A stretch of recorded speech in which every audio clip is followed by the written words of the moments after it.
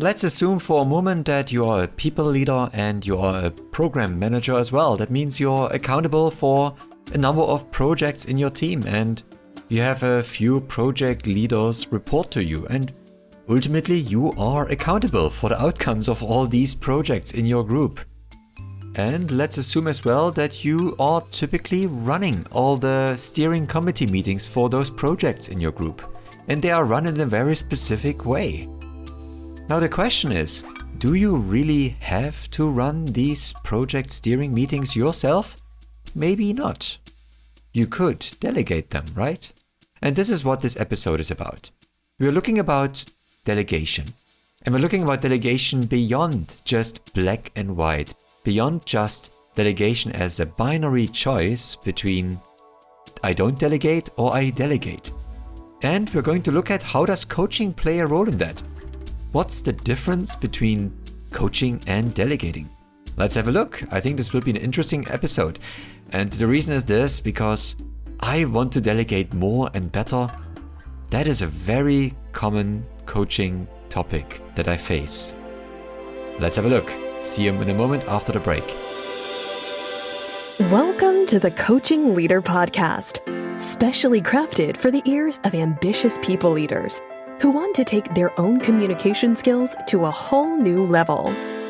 We are the home of the IntelliCoach Leader Academy. We are on a mission to give leaders an edge with the most powerful skills of executive coaches so that they can create strong, trusting relationships with their team members, their peers, and yes, their own bosses.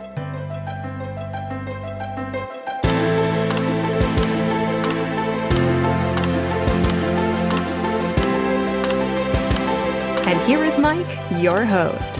Let's get started.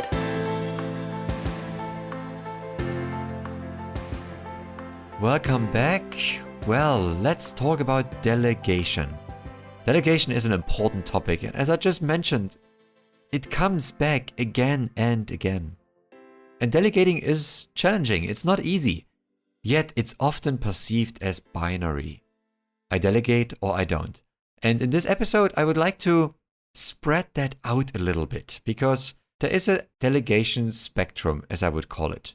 And we're going to look at that. And before that, we are defining delegation and how we separate that.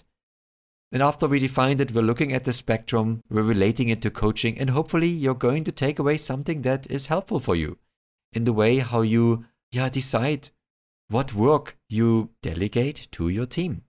Now, what does delegation really mean? Let's start with the definition here. And I would like to also separate it from coaching or relate it to each other. When we talk of delegate, well, we can look at it as a verb and as a noun. And as a verb, delegation means, and I looked it up in a dictionary, it means to empower, to act for another person. So we're empowering to act for another person.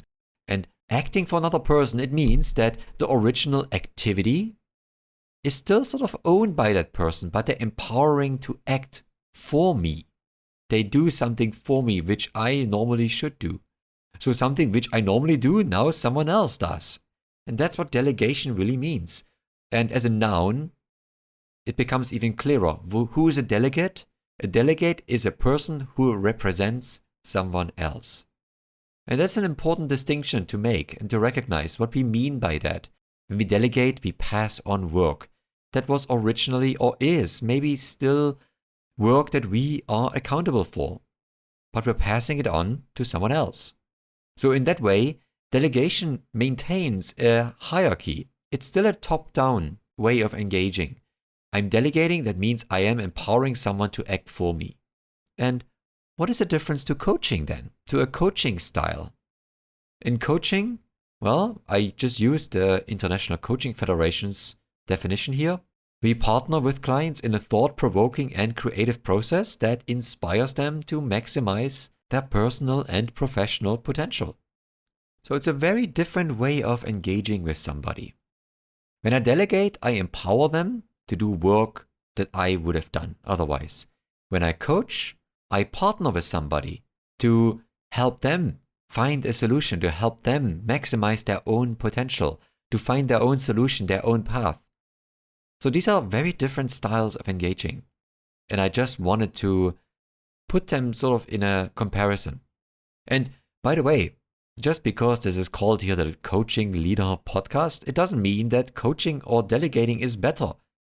None of them are better than the other. They are more appropriate in certain circumstances. And when I have that situation, as I shared in the beginning of this episode, that I have to pass on some work, then delegation is what I have to do. However, there might be a coaching element to it. And that's what we're going to talk about in a moment. Well, so to summarize, delegation and coaching are different styles. And they are different styles for different purposes. Neither of them are better or worse. But while delegation is still maintaining a top-down relationship, coaching is partnering. And you can basically imagine, well, delegation is vertical, coaching is horizontal. And that's maybe the best way to view it. So, as I mentioned in the beginning, delegation is not binary. And I found this insight very useful much earlier in my career. And I realized, it's not just a question, do I let someone do it or do I do it myself? These are the two extreme ends of what I call the delegation spectrum. And in the next few minutes, I would like to share with you what the delegation spectrum is and also how coaching could potentially have a place in here. And as you already know, you can sort of imagine a long line. And there are two ends to it. There's a starting point on the left and there's an end point on the right. And the starting point on the left means, no delegation at all. And the end point at the right means full delegation. That means they do it. Now, what are the steps in between? Let's talk about that. And by the way, I put all that in the show notes as well for you to review. Well, we started with no delegation at all. So that means you do it all yourself. That means you steer those project meetings.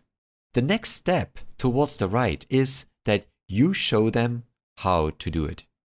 So you're taking a step forward. You're inviting your project leads to actually intentionally observe you. And you tell them, look, this is how I do it. And the intention is that they obviously learn from it, that they notice it. And that's a delegation part to it, right? You show them top down. The coaching complement to that could then be to ask them afterwards, what did you notice? What did you realize? What did you learn? How does this fit your own style? So that's the first step. You show them how to do it. Then one step further to the right towards full delegation is then they do it, but with your guidance. And that is a step further. They do it. So they run a project meeting, but you're basically sitting next to them and you help them. Well, aside from the fact that this might be a bit awkward, so it's just a bit of a weakness of this example here, just bear with me. We'll just use this example as we go. They do it with your guidance. That means you tell them this is what you should do, and maybe that guidance is something you do beforehand, before that project meeting. Right? You tell them exactly, these are the steps, 1 to 10. This is how you should prepare, this is how you should run it, this is how you should follow up. And that's the top-down way of delegating. Now, how could that complement with coaching? Well, in some way, we gave people a formula here, and that's okay. We do that all the time in business because certain things, sometimes they have to be done in a certain way. Maybe your organization has a very certain way how to run project steering committee meetings, and you can't just decide your own way. It's just not the way it's done here. But what is the coaching approach here as a leader is you can ask your project lead, so now that I shared these steps with you, how would you implement them? What could be challenging here for you as you approach implementing that exact way of running it? What could be an obstacle? Where might you need support? So we are looking at the individual's challenge. We don't assume, and we also don't judge them right in the beginning. We're asking them what could be their challenge. How would they approach it? And that's a coaching approach. That's the horizontal approach. Then, so far we had 3 steps. Well, we started with no delegation at all. Then we showed them how to do it. Then we let them do it with our guidance. Then the next thing is that they do it, but with frequent check-ins. And in that moment here, we already let go.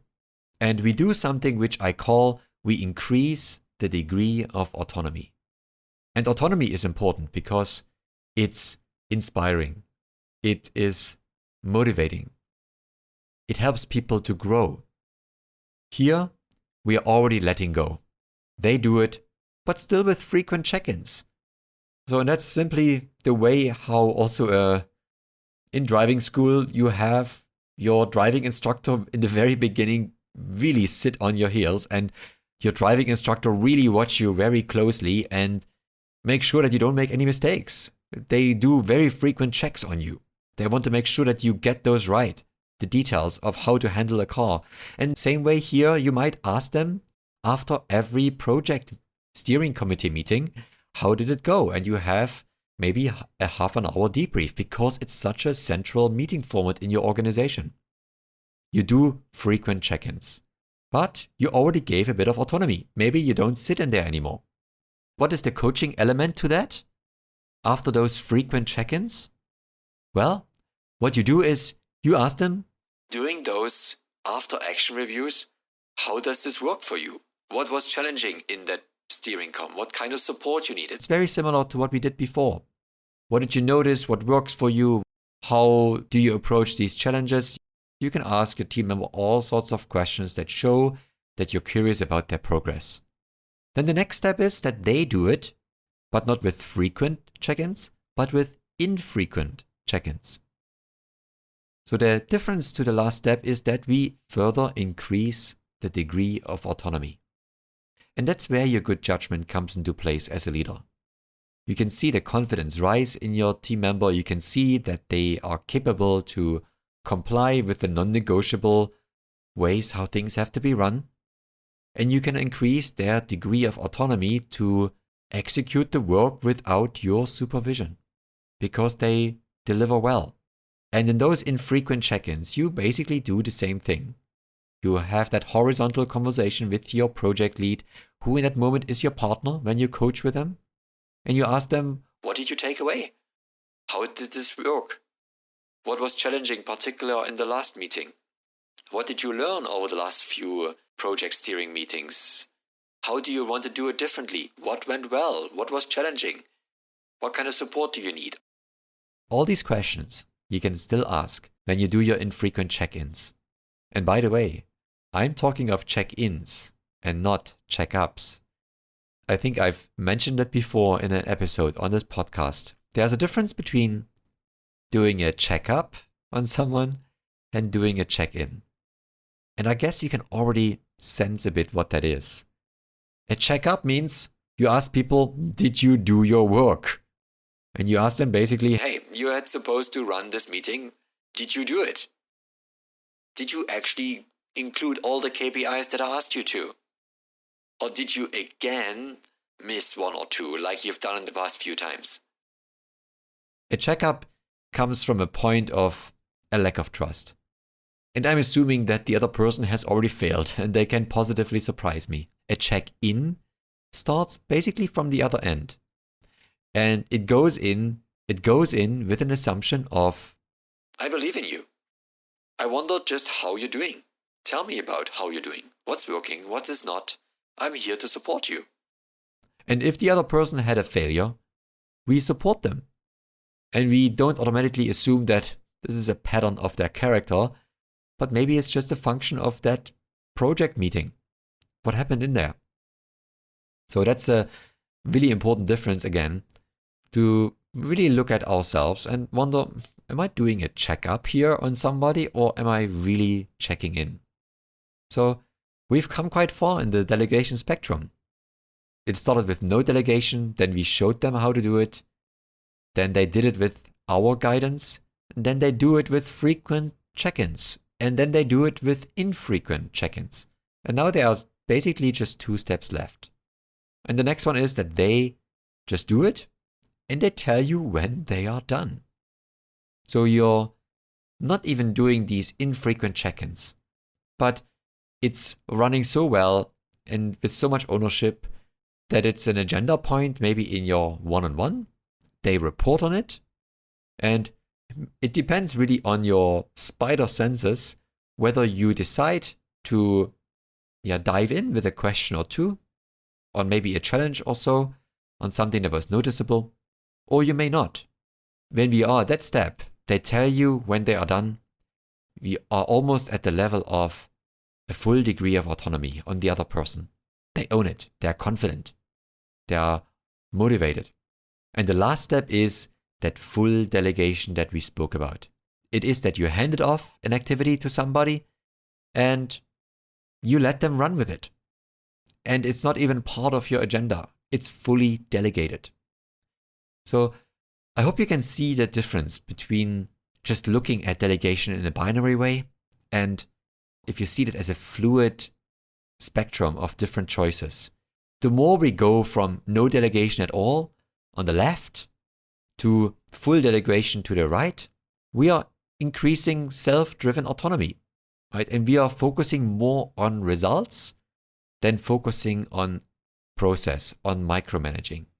And I hope you also saw how a coaching approach can be complementary to that. While delegation is vertical, coaching is the horizontal part to that helps you with genuine empathy and care, but directness on what needs to happen to check in with somebody and to help them learn from their process of adopting the task that you're delegating to. So I hope this was interesting and insightful to you. This is just one example of a lesson that I teach in the IntelliCoach Leader Academy program. The delegation spectrum is an important element. It is a reality for most leaders. And what I encourage is that if you lead a team, that you intentionally choose where on the delegation spectrum you want to be with your team member. Typically, you want to go further to the right, but we may have to recognize that we are somewhere in the middle, and that requires a certain degree of support from us towards our team members. Thank you very much for listening, and if you are curious to build this skill and even more, just let me know. And the IntelliCoach Leader Academy program now is in a very regular swing of runs over the next year in 2022. We have our next cohort starting in March 22, and if you are curious to join, right now at the moment of this recording, I've started to offer an early bird deal for anybody who wants to join. Just go to intellicoach.com/Leader Academy. I put the link as well in the show notes. All the best, and I hope that you found this useful and delegate with more intention and combine it with your coaching skills. See you soon. This is Mike from IntelliCoach. Bye. You've been listening to the Coaching Leader Podcast. To ensure you never miss an episode or other updates from us, head over to intellicoach.com/connect. Here you will find our magic link to subscribe to our podcast. Thanks a lot for listening. Hear you soon.